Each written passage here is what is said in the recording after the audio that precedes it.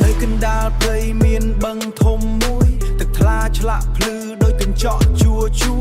ខ្យល់បក់លាន់សំឡេងធម្មជាតិនៅទីនេះមានជីវិតកំពុងរំលែងស្ងប់ស្ងាត់ក្រោមទឹកជ្រៅមានអ្នកគ្រប់គ្រងក្រោមទឹកជ្រៅមានអ្នកគ្រប់គ្រងគ្មានអ្នកក្រងសត្វក្រពើធ្វើធំគ្មានអ្នកណាអាចបង្ខំភ្នែកភ្លឺបំផុតដូចភ្លើងក្នុងរាត្រីវាជាស្ដេចនៅទីនេះគ្មានអ្នកណាស្មើគ្នាសូរសំឡេងទឹកប៉ះឆ្នេរបេះដូងធម្មជាតិវាកំពុងច្រៀងសត្វគ្រប់ប្រភេទមករស់នៅក្រោមមេឃខៀវនេះគ្មានភាពខ្លាចឡើយបនទន្លេកន្លែងក្រពើរស់នៅជីវិតស្រស់ស្អាតក្នុងទឹកត្រជាក់យ៉ាងស្ងប់ស្ងាត់បនទន្លេជាឋានសួគ៌ព្រៃភ្នំក្រពើទីនេះគឺស្ដេចគ្រប់គ្រងគ្មាននរណាអាចបំផ្លាញពេលព្រឹកថ្ងៃឡើងពន្លឺចូលលើទឹក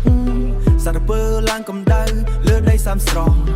ពេលយប់មកដល់ពួកវាចាប់ដើមចលនាលាក់ខ្លួនក្នុងទឹកដូចខ្យល់មិនឃើញផ្លូវណា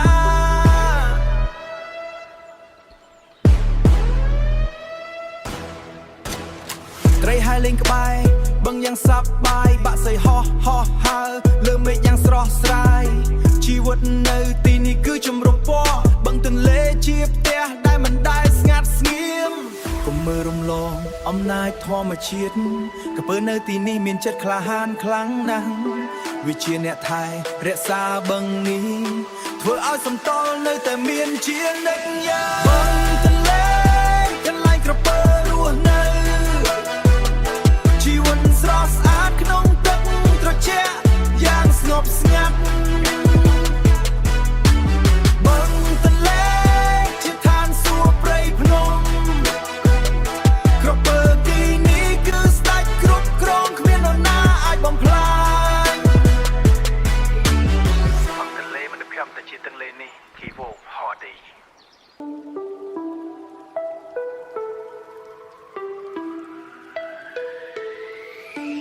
នៅកណ្ដាលព្រៃមានបឹងធំមួយទឹកថ្លាឆ្លាក់ភ្លឺដោយកញ្ចក់ជួ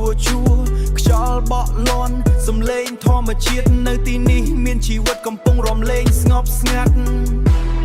ក្រោមទឹកជ្រៅមានអ្នកគ្រប់គ្រង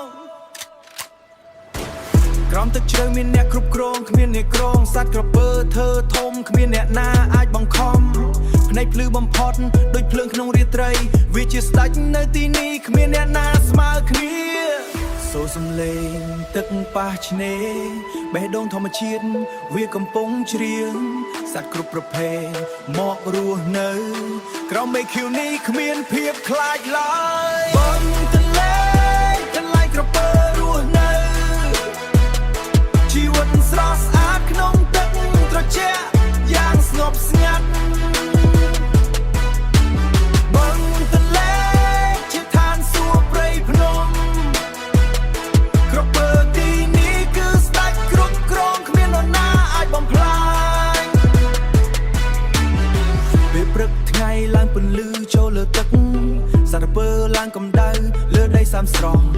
ពេលយប់មកដល់ពួកវាចាប់ដើមចលនាលាក់ខ្លួនក្នុងទឹកដូចខ្យល់មិនឃើញផ្លូវណា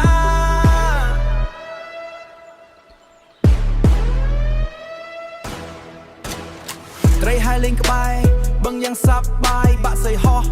ហើរលើមេឃយ៉ាងស្រស់ស្រាយជីវិតនៅទីនេះគឺចម្រុះពណ៌បឹងទន្លេជាផ្ទះដែលមិនដែលស្ងាត់ស្ងៀម